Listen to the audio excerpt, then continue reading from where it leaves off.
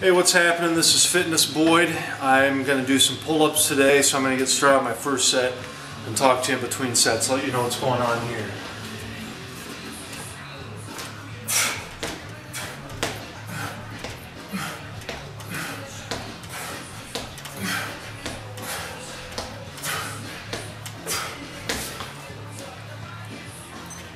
Okay, what I'm doing is I'm doing 10 sets of 10 pull-ups on a 1-minute break. I'm in the middle of a Dr. Layne Norton PHAT series right now. It stands for Power Hypertrophy Adaptive Training. And today is Hypertrophy Day, Hypertrophy Back Day, back and biceps. I'm doing that muscle group. And so I'm going to be doing 10 sets of 10.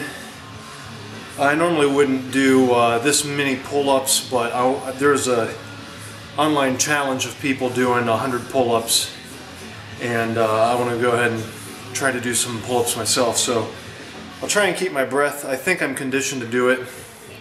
Last workout I did 10 sets of 8 for 80 pull-ups on the day. Again, this is a lot of volume. I wouldn't normally do this many, but I wanted to try it.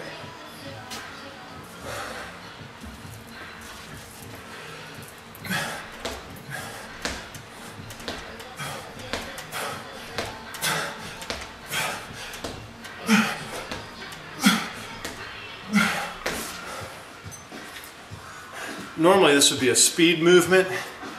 I have pretty good speed doing these. I mean, I'm not going slow or anything. Normally I do fewer volume, lower rest in between, higher speed. But I'm just kind of going for middle of the road speed, high volume. Like I said, just want to hit 100 pull-ups here. You'll notice I'm wearing a heart rate monitor. Highly recommend a heart rate monitor.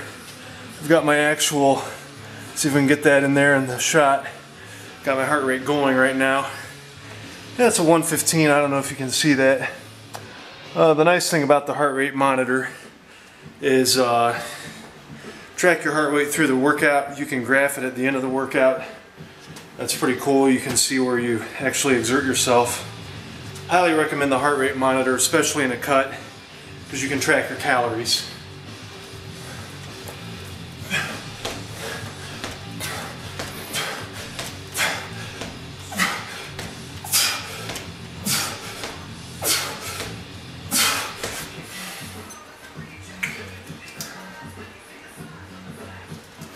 I was a little nervous going into this because just didn't feel like working out today. I'm about 6.5 weeks into my PHAT training, and it's usually recommended 6 to 8 weeks in that you deload, so I'm kind of running out of steam here. I'm not at the point of overtraining yet, but I'm getting there. Now, one of the things I want to mention about overtraining while I'm on the subject is if you don't go to failure, which I'm not doing during my PHAT training, if you don't go to failure, it saves a lot of load on your nervous system. One of the big problems with overtraining is that your nervous system gets worn out, especially if you're going to failure a lot. The nerve endings just get fried, it takes longer to recover, and you go to fatigue quicker.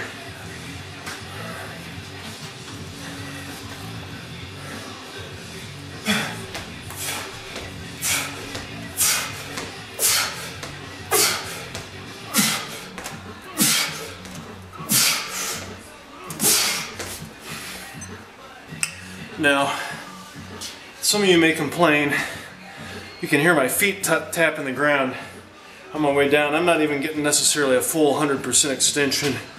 I can't help that, I'm in my basement. This is as good as it gets. Quite frankly, I don't really care. I mean, if you want to say I did 100 3/4 pull-ups because my feet touch the ground in between, that's fine.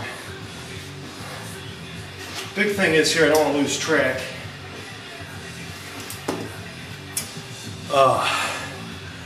Another one of the things I wanted to talk to you about is setting goals. It's very important that you set goals in a workout and that you have a plan. You're not going to see results in any workout for at least, 2 to 3 months, if not 6 months, depending on what your goals are. If you're bulking, it can definitely take a long time. So setting goals is important.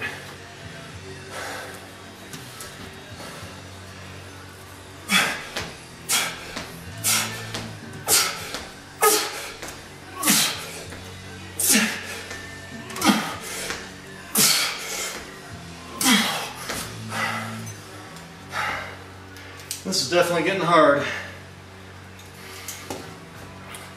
I'm at the halfway point right now. So what I was saying was set goals for yourself. If you don't have a goal, your training is going to fluctuate too much. You really need to set goals to track what you're doing here.